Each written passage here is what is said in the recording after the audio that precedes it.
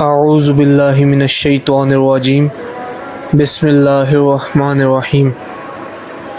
السلام علیکم، امید کرتا ہوں آپ سب خیریت سے ہوں گے۔ انسان کی موت کے بعد اس کے ساتھ کیا ہوتا ہے؟ اس کی روح آخر کہاں چلی جاتی ہے؟ یہ ایک ایسا سوال ہے جس کا جواب آج تک کسی مرنے والے شخص نے اس دنیا میں آ کر کسی انسان کو نہیں بتایا، لیکن انسان جب سے اس دنیا میں آیا ہے اس سوال کی جستجو میں رہا ہے۔ دراصل جب انسان اس فانی دنیا کو چھوڑ کر جاتا ہے، اس انسان کی روح اس کے جسم اور اس دنیا کو چھوڑ کر ایک ایسے مقام کی طرف سفر کرتی ہے جسے عالم برزخ کہا جاتا ہے۔ لفظ برزخ دو چیزوں کے درمیان فاصلے یا پردے کو کہا جاتا ہے۔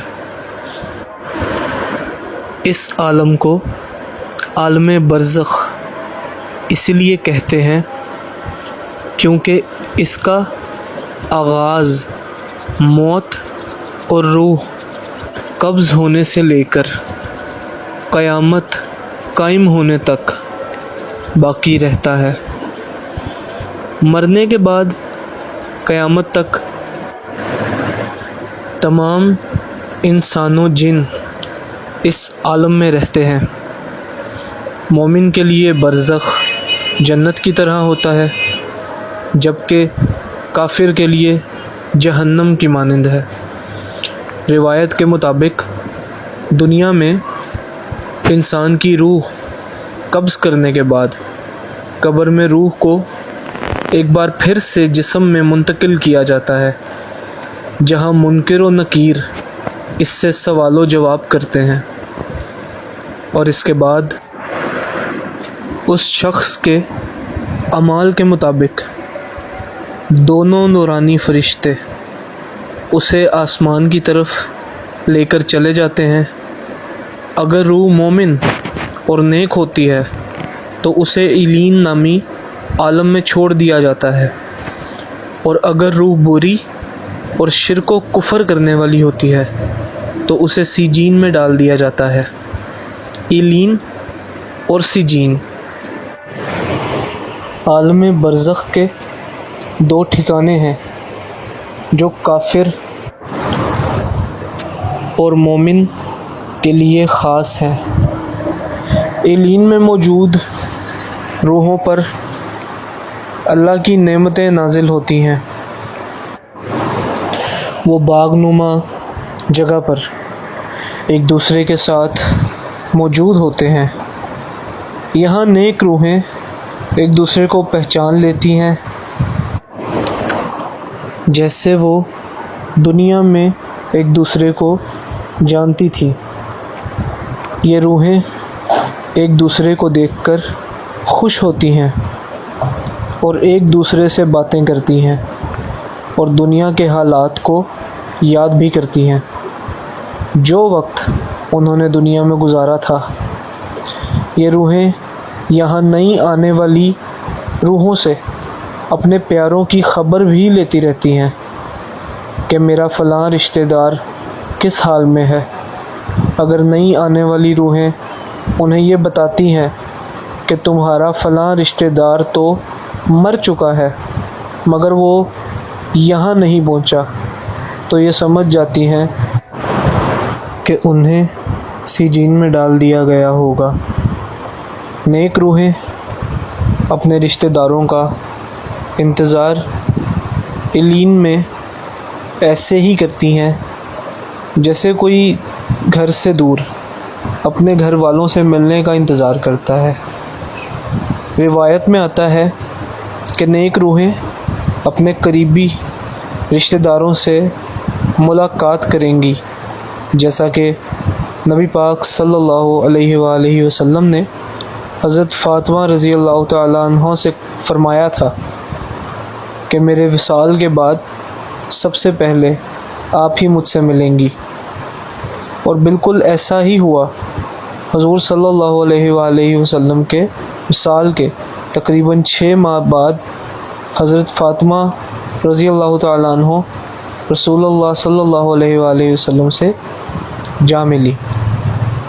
وہ شہداء جو دنیا میں اللہ کی راہ میں شہید ہوئے، ان کی روحیں کہاں رہتی ہیں؟ اس سے متعلق صحیح مسلم کی ایک مشہور روایت ہے جس میں حضور پاک صلی اللہ علیہ وآلہ وسلم نے اللہ کے راستے میں قتل کیے جانے والوں کے متعلق فرمایا کہ ان کی روحیں سبز پرندوں کے شکم میں ہوتی ہیں، ان کے لیے ایسی قندیلیں ہیں جو عرش کے ساتھ لٹکی ہوئی ہیں، اور وہ روحیں جنت میں پھرتی رہتی ہیں، جہاں چاہیں وہاں جاتی ہیں، اور جو چاہیں وہ کھاتی ہیں، اور پھر ان قندیلوں کی طرف لوٹ آتی ہیں۔ پھر ان کا رب ان روحوں سے کہتا ہے، کیا تمہیں کسی چیز کی خواہش ہے؟ وہ جواب دیتے ہیں، ہم اور کیا خواہش کریں، ہم جنت میں جہاں چاہیں وہاں گھومتے ہیں، اور جو چاہیں وہ کھاتے پیتے ہیں۔ دنیا میں نیند اور خواب عالمی برزخ کا ہی ایک نمونہ ہے۔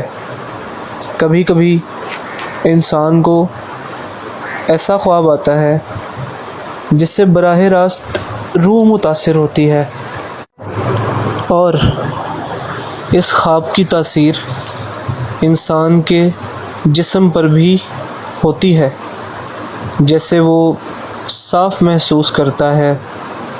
بعض دفعہ تو خواب دیکھنے والا انسان خواب میں ہی کھڑا ہو جاتا ہے اور چلتا پھرتا، دھکے دیتا اور باتیں کرتا ہے، حالانکہ وہ نیند میں ہوتا ہے، کیونکہ اس شخص کا جسم خواب کی دنیا سے جڑا ہوتا ہے،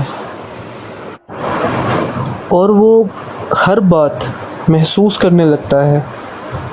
بالکل اسی طرح برزخ میں جب انسانی روح جزا یا سزا پاتی ہے تو اس کا اثر قبر میں موجود جسم پر بھی ہوتا ہے، جیسا کہ صحیح مسلم کی ایک روایت ہے کہ حضرت زید رضی اللہ تعالیٰ عنہ فرماتے ہیں کہ نبی پاک صلی اللہ علیہ وآلہ وسلم بنو نجار کے باغ میں اپنے خچر پر سوار تھے، اور ہم حضور صلی اللہ علیہ وآلہ وسلم کے ساتھ تھے کہ اچانک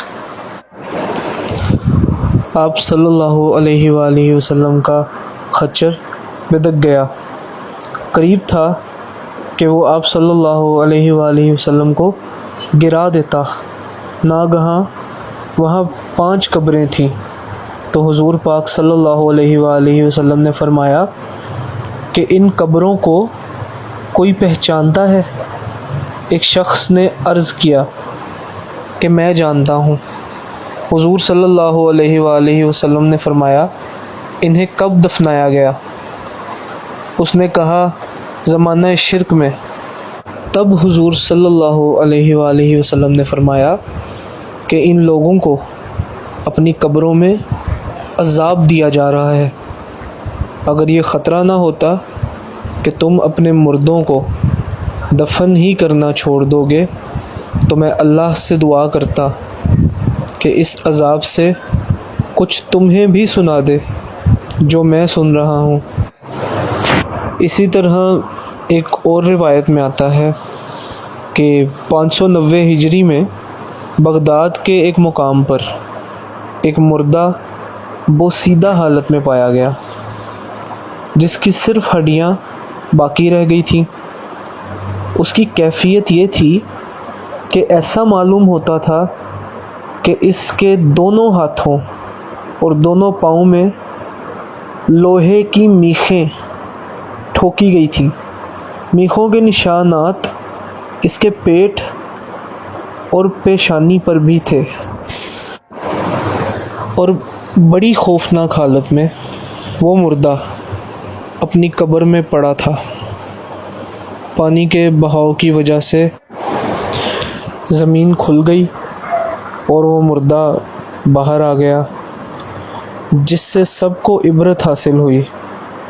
بعض گمراہ اقوام اور مذاہب کا یہ عقیدہ ہے کہ مرنے کے بعد انسانی روحیں اپنے اعمال کے مطابق جانور یا حیوانات کی شکل اختیار کر لیتی ہیں، لیکن یہ روحیں دنیا میں ہی چکر کاٹتی رہتی ہیں اور کبھی کبھی روحیں جسم میں واپس بھی آ جایا کرتی ہیں۔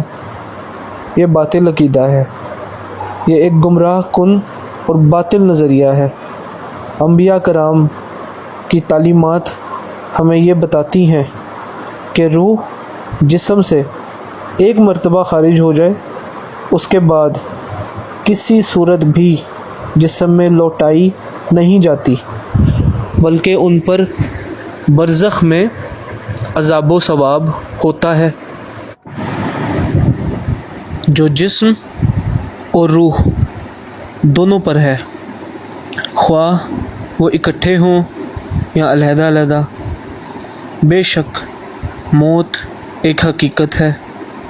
دنیا سے برزخ اور برزخ سے حشر تک کا سفر ہر روح کو کرنا ہے، اور اس سفر کا زاد راہ وہ عمل ہے جو ہم اس دنیا میں کریں گے۔ لہٰذا ابو ذر رضی اللہ تعالیٰ عنہ بیان کرتے ہیں کہ حضور صلی اللہ علیہ وآلہ وسلم نے فرمایا، قبروں کی زیارت کرو تاکہ آخرت کی یاد آئے، مردے کو نہلایا کرو کہ فانی جسم کو چھونا بھی بڑی نصیحت ہے، اور جنازے کی نماز پڑھو تاکہ یہ تم کو غمگین کر دے، کیونکہ غمگین اللہ کے سائے میں ہوتا ہے اور نیکی کا کام کرتا ہے۔ اللہ تعالیٰ سے دعا ہے کہ اللہ تعالیٰ ہمیں تمام تر گناہوں سے بچنے کی توفیق عطا فرمائے، آمین۔ اور حضور پاک صلی اللہ علیہ وآلہ وسلم کے بتائے ہوئے راستے پر چلتے ہوئے زندگی گزارنے کی توفیق عطا فرمائے، اور اللہ اور ان کی محبت کے اندر جینا مرنا نصیب فرمائے، آمین ثم آمین یا رب العالمین۔ اللہ حافظ۔